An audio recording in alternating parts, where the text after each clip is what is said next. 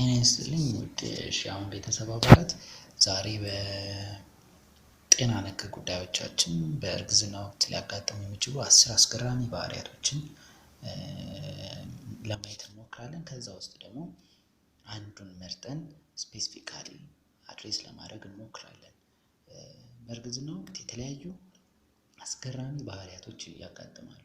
ከዛ ውስጥ አንደኛ የሆነው የሙቀት መጨመር ወይም በእርግዝና ወቅት የሙቀት መጨመር አስገራሚ የሆኑ ነገሮች አሉት በውስጡ እና ብዙ ሰው ሙቀት መጨመር በእርግዝና ወቅት እንደ ኖርማል የሚያየው አለ። ግን አንዳንዴ ወደ አብኖርማልነትም የመሄድ ባህሪ ያለው እና ለሴቶች እህቶቻችን አስፈላጊ የሆነ ነገር ነው። ስለዚህ እሱን እንዴት አድርገን መቆጣጠር እንችላለን? መቼ ነው ዶክተር ጋር መሄድ ያለብን? በተቃራኒ ደግሞ እንዴት ነው ነገሮችን ወይም ደግሞ ራሱ የሙቀት መጨመር ሊያጋጥመን የሚችለው የሚለውን ማወቅ ይጠበቅብናል። ነገር ግን ወደ ዋናው ፖይንት ከመግባታችን በፊት አስሩ እነዚህ በእርግዝና ወቅት ሊያጋጥሙ ከሚችሉ 10 ባህሪያት ወይም ደግሞ አስገራሚ ባህሪያት ምንድን ናቸው የሚለውን በትንሹም ቢሆን ለማየት እንሞክራለን። የመጀመሪያው እንዳልኳችሁ ከፍተኛ የሆነ የሙቀት መጨመር ነው። በእርግዝና ወቅት ኦቨር ሂቲንግ ወይም ደግሞ ከፍተኛ የሆነ የሙቀት መጨመር ሊያጋጥም ይችላል። ሁለተኛው የራስ ምታት፣ መቁረጥ አይነት ነገር፣ ሆድ መቁረጥ እና ቶሎ ቶሎ ለመሽናት መፈለግ አይነቶች ያጋጥማሉ እርጉዝ ሴቶች ላይ። ሶስተኛው በተለምዶ ዴዚነስ ይባላል በእንግሊዝኛው አጠራር ወይም ደግሞ የማዞር አይነት ስሜት መሰማት ነው። ይሄ ከተለያዩ ነገሮች ጋር ሊያያዝ ይችላል። ጤነኛም ነው፣ ጤነኛም ላይሆን ይችላል። አራተኛው ኮንስቲፔሽን በእንግሊዝኛው አጠራር ወይም ደግሞ በአማርኛው የሆድ ድርቀት ብለን የምንጠራው ነው። ይህም በተለያዩ አጋጣሚዎች ሊያጋጥም ይችላል። እንደ መልካም የምናይበት ወይም ደግሞ እንደ ኖርማል አይተነው የምናልፍበት ጊዜ ይኖራል። ልክ ደግሞ ለአንድ በሽታ ደግሞ ልክ እንደ ትልቅ ምልክት አድርገን የምንወስድበት ቀን ይኖራል። ሌላኛው አምስተኛው ፎልስ ፔሪድ ወይም ደግሞ ዝም ብሎ የፔሪድ አይነት ነገር ልናይ እንችላለን። አንዳንድ ሴቶች እንደውም ያላረገዙ ላይ ይመስላቸዋል ወይም ደግሞ ልጁ የወረደባቸው ምናምን ነው የሚመስላቸው እና ፎልስ ፔሪድ ወይም ደግሞ ሐሰተኛ የሆነ ፔሪድ የሚመስል ነገር ልናይ እንችላለን። ስድስተኛው ኮልድ ወይም ደግሞ ፍሉ የምንለው ወይም የማሳል ስሜት፣ ያ ግን መጠነኛ የሆነ ነው። በጣም ከፍ ያለ ከሆነ ሌላ ነገር ነው። ግን መጠነኛ የሆነ በመጠን አነስተኛ የሆነ ሳል ሊያጋጥመን ይችላል። ሰባተኛ ደረጃ የምናየው ደረት አካባቢ ላይ የማቃጠል ስሜት፣ ከጨጓራ አካባቢ ከፍ ብሎ ያለ የማቃጠል ስሜት ሊያጋጥመን ይችላል። እነዚህ ሁሉ የሚመጡት ግን ሆርሞናል ቼንጅ ስለሚኖር ነው። ወይም የሆርሞኖች መለዋወጥ ብዙ ጊዜ እርጉዝ ሴቶች ላይ ስለሚያጋጥም ነው። እነዚህ ሆርሞኖች ይዘውት የሚመጡት ነገር ነው። ስምንተኛው የሙድ መለዋወጥ ነው። ሙድ ከአንድ ስቴት ወደ ሌላ ስቴት ሊቀየር ይችላል። አንዳንዴ ዲፕሬስድ ይሆናሉ፣ አንዳንዴ ደግሞ በጣም ደስተኞች ይሆናሉ፣ ሃፒ ይሆናሉ እና እንደዚህ አይነት ነገሮች ሊያጋጥሙ ይችላሉ እና ብዙ ጊዜ ወንድሞቻችን ላይረዷቸው ይችላሉ እና ስለዚህ እንደዚህ አይነት ነገሮች ያጋጥማሉ። ማወቅ አለባቸው። ወንዶችም ይህንን ነገር አንደርስታንድ ማድረግ አለባቸው። ሙድ ሊለዋወጥ ይችላል። አንዴ ዲፕሬስድ አንዴ ደግሞ ደስተኛ ሊሆኑ ይችላሉ እና ይሄ ያጋጥማል። ሌላኛው ዘጠነኛው በጣም ብዙ ሴቶች ላይ የሚያጋጥመው ሜታሊክ ቴስት ነው ወይም ብረት አፋቸው ብረት ይላቸዋል እና ይሄ ደግሞ ሊያጋጥም ይችላል ብዙ ሴቶች ላይ። እንደውም ምግብ በሚመገቡበት ሰዓት ላይ ብዙ ጊዜ የሚያቃጥሉ ነገሮችን ተጠቅመው አፒታይታቸውን መጨመር ይፈልጋሉ። ለምሳሌ ቃሪያ ከሆነ ነገር ጋር መብላት ሊሆን ይችላል፣ ሚጥሚጣ አድርገው መብላት ሊሆን ይችላል እና ሌሎች የሚያቃጥሉ ነገሮችን ማዘውተር ይፈልጋሉ እና ይሄ ደግሞ አፋቸው ጣዕም የማጣት ባህሪ ይኖረዋል። ስለዚህ ብረት የማለት ነገር ሊያጋጥም ይችላል። አስረኛው እና ሁላችንም የምናውቀው ሴቶች ብዙ ነገሮችን ያምሯቸዋል። ስፔሻሊ ደግሞ ቴካዌ የተደረጉ ነገሮች በጣም ያምራቸዋል እና እሱ እንደዚህ አይነት ነገሮች ይጠበቃሉ። ከነዚህ ውስጥ አንዱ ስለሆነው ስለ ሙቀት መጨመር የተወሰነ ነገር ማውራት ይጠበቅብናል። ይሄም አስፈላጊ ሆኖ ስለተገኘ ነው። ሌሎቹን በተለያየ አጋጣሚ ቀስ እያልን ለእያንዳንዱ ቪዲዮዎችን እንሰራለን። ግን ለዛሬ ከፍተኛ የሆነ ሙቀት መጨመር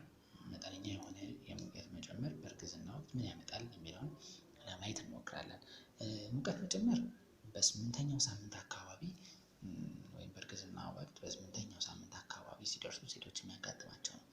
ይሄ ደግሞ የሚመጣው ሴቶች መደበኛ ከሚያስፈልጋቸው የደም መጠን ልባችን 20% ጨምሮ ከወትሮ ምን ያደርጋል ለተለያዩ ሰውነት ፓርቶች ይሰጣል ማለት ነው። ስለዚህ ያንን በሚያደርግበት ሰዓት ሙቀት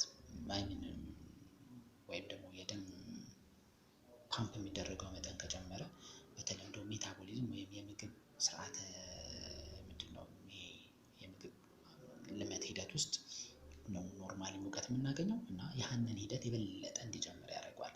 ስለዚህ ያ ጨመረ ማለት ደግሞ ሙቀታችን በዛው ልክ ይጨምራል ማለት ነው። ግን አሁንም ቢሆን የሆርሞኖች አስተዋጽኦ ሳይዘነጋ ማለት ነው።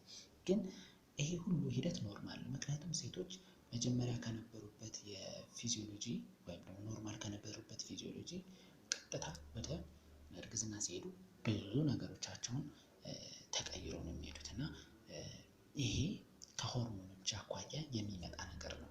ስለዚህ እነዚህን ሙቀት መጨመር ሊጨምሩ ወይም ደግሞ ይሄን የሙቀት መጨመር አሁን በኖርማል ፊዚዮሎጂ የመጣውን ሙቀት መጨመር ምን ነገሮች ሊያባብሱት ይችላሉ የሚለውን ነገር ለማየት እንሞክር። የመጀመሪያው ሙቀት ያለው ወይም ሞቅ ያለ ነገሮችን መጠጣት ወይም ማዘውተር ምናምን አይመከርም ብዙ ጊዜ እርግዝና ላይ። ምክንያቱም አሁን ከጨምሮበት ከነበረው ኖርማል ሰው 37.5 ዲግሪ ሴልሺየስ ላይ ነው መሆን ያለበት።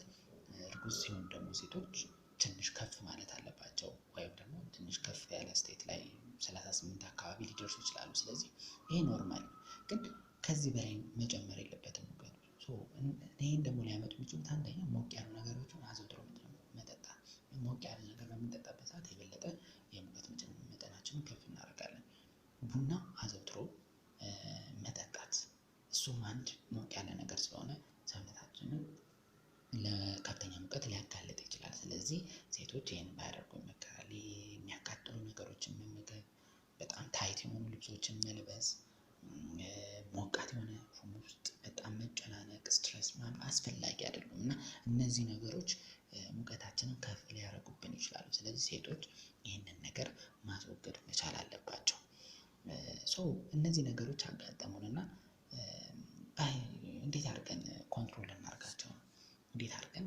እናድርጋቸው? የመጀመሪያው ራሳችንን ምንጊዜም ቢሆን ሙቀት በሚኖርበት ሰዓት ላይ ላብ ሊኖር ይችላል። ሰውነታችን በላብ አማካኝነት ብዙ ነገሮችን ያጣልና ራሳችንን ሃይድሬትድ ማድረግ ወይም ደግሞ ውሃ እየጠጣን ውሃ ላለማጣት ወይም ሰውነታችን ውሃ ሉዝ እንዳያደርግ ለማድረግ መሞከር ይጠበቅብናል።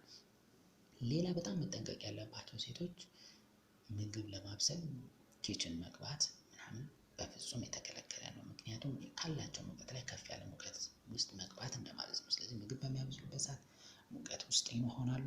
ያ ደግሞ ለከፍተኛ ችግር ያጋልጣቸዋል ማለት ነው። ስለዚህ ሙቀት ሩም ውስጥ ባይገባ ይመከራል።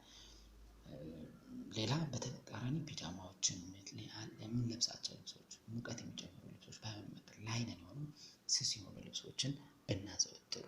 በጣም ደግሞ ሙቀት ስሜት የሚሰማን ከሆነ በቀዝቃዛ ውሃ ሻወር መውሰድ፣ በሙቀት ውሃ ሳይሆን በቀዝቃዛ ውሃ ሻወር መውሰድ ይመከራል ማለት ነው።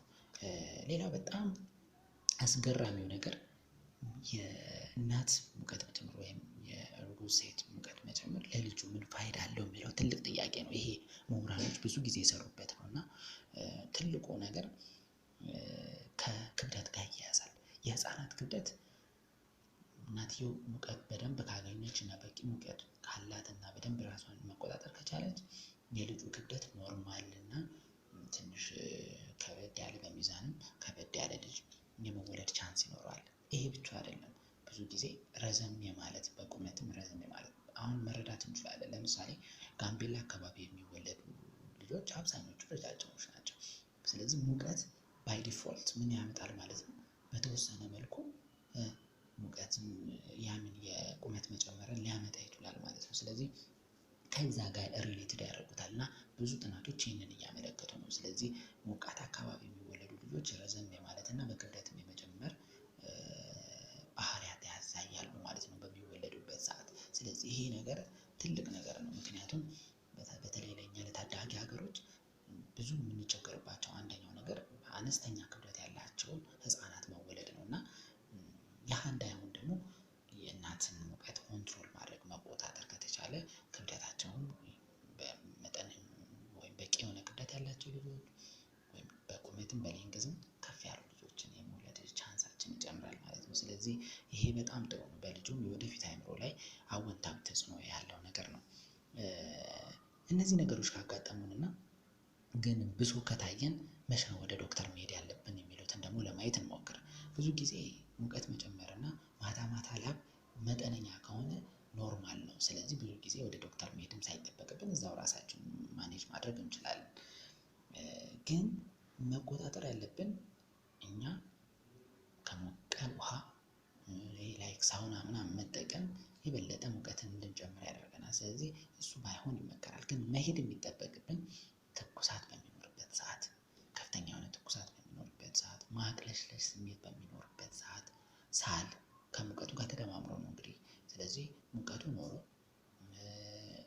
ትኩሳት፣ ማቅለሽለሽ፣ ሳል፣ እግር መቆረጣጠም ምናምን አይነትና የማስቀመጥ ባህሪዎችን ካያችሁ ቶሎ ብላችሁ ዶክተራችሁን ማየት ይጠበቅባችኋል ማለት ነው።